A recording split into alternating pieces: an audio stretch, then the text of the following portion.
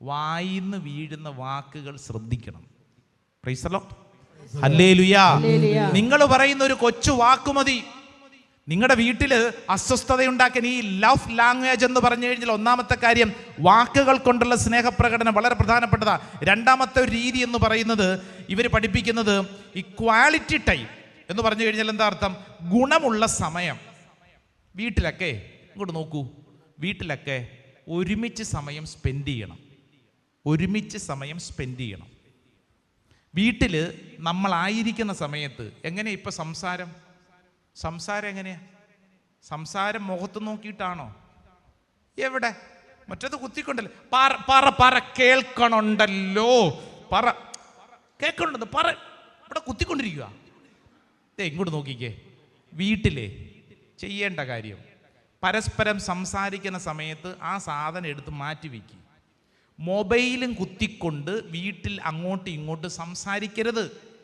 നിങ്ങളെ അവരെ അവഗണിക്കുന്ന പോലെയല്ലേ? അവഗണിക്കരുത്. ഒരാൾക്ക് സംസാരിക്കാനാണെങ്കിൽ നിങ്ങൾ അവരോട് സംസാരിക്കുമ്പോൾ മൊബൈൽ എടുത്ത് മാറ്റി വെക്കണം. വീട്ടിൽ കുടുംബ പ്രാർത്ഥന സമയത്ത്, ഭക്ഷണം കഴിക്കുന്ന സമയത്ത് കണ്ടിട്ടില്ലേ ചിലർ വീട്ടിൽ ഭക്ഷണം കഴിക്കുന്ന അവിടെ ഒരു സ്റ്റാൻഡ് കൊണ്ട് വെച്ചിട്ടുണ്ട്. എന്നിട്ട് അവത്തെ നോക്കിക്കൊണ്ടാണ് ഇത് മുഴുവൻ വെട്ടി വിഴുങ്ങുന്നത്. നിങ്ങൾ സംസാരിക്കൂ, സമയം കൊടുക്കൂ. ക്വാളിറ്റി ടൈം എന്ന് പറഞ്ഞാൽ ഗുണം. വേറെ ഒന്നും ചെയ്യണ്ടെന്ന്, വലിയ വലിയ കാര്യങ്ങളൊന്നും ചെയ്യേണ്ട, ഒന്ന് അടുത്തിരിക്ക്, സമയം കൊടുക്കൂ. സമയം പ്രധാനപ്പെട്ടതാണ്. സമയം.